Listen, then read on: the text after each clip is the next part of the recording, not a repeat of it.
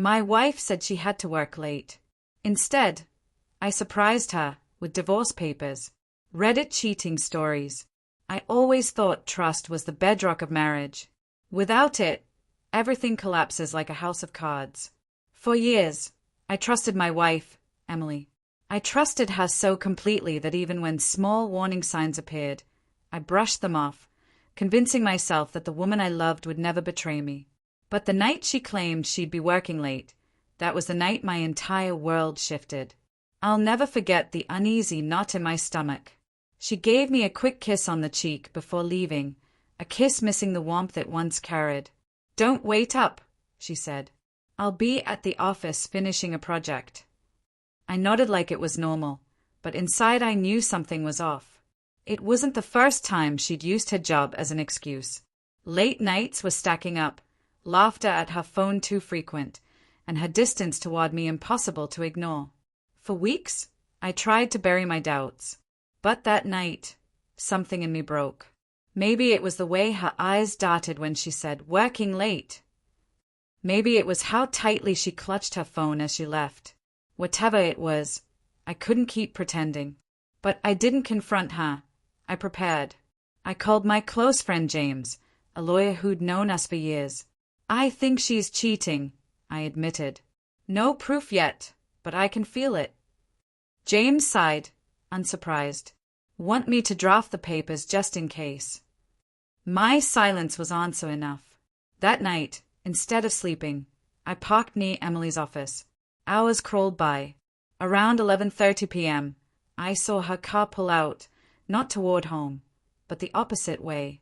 My hands trembled as I followed, heart pounding like a war drum. She stopped at a small upscale hotel. My chest tightened, air gone from my lungs. Another man stepped from his car, walked to her, and she gave him a smile I hadn't seen in years before kissing him passionately in the lot. That sight is burned into me forever. I didn't storm out. I didn't scream. I sat in silence as my world collapsed. And in that stillness, I decided I wouldn't beg.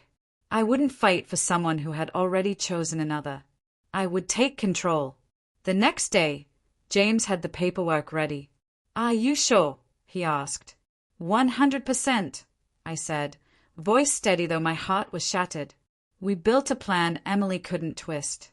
That night, she came home late again with her same excuse. I pretended to sleep. She thought she was safe. A week later, I told her I'd bring her lunch at work. She looked uneasy but agreed, likely thinking I suspected nothing. Instead, I arrived with an envelope. The receptionist called her out. Emily walked over, smiling nervously. "Hey, honey, what are you doing here?" she asked. I handed her the envelope. "Since you've been working late so much, I thought I'd bring you something to make it easier," I said loudly enough for coworkers to hear. She opened it, divorce papers, signed and waiting for her. Her face went pale. Whispers rippled through the office. "What is this?" she stammered. I met her eyes. "This is what working late gets you." I turned and walked away, leaving her stunned. That night she begged me, claiming it was a mistake, that she still loved me. But I had seen her eyes with him, joy she hadn't shown me in years. "You can't fake that," I told her. "I gave you everything. You chose to throw it away." The divorce wasn't easy. She fought, tried to guilt me, even painted herself the victim. But I stood firm. James ensured I kept everything I was entitled to. I never looked back. The hardest part wasn't losing her. It was realizing the woman I thought was my forever was a stranger. But losing her let me find myself again. Piece by piece, I rebuilt my life with people who truly cared. Months later, I ran into one of her old coworkers. She told me Emily had quit shortly after, too ashamed to stay. Her fling didn't last either. That gave me closure, not because I wanted her pain, but because it proved what I knew. Cheaters never win. Now, I don't see that night as the end. I see it as the beginning. A new life. Stronger, wiser, free of betrayal. If I've learned one thing, it's this. Sometimes the most painful endings are the most powerful beginnings. and choosing self-respect over betrayal is never wrong.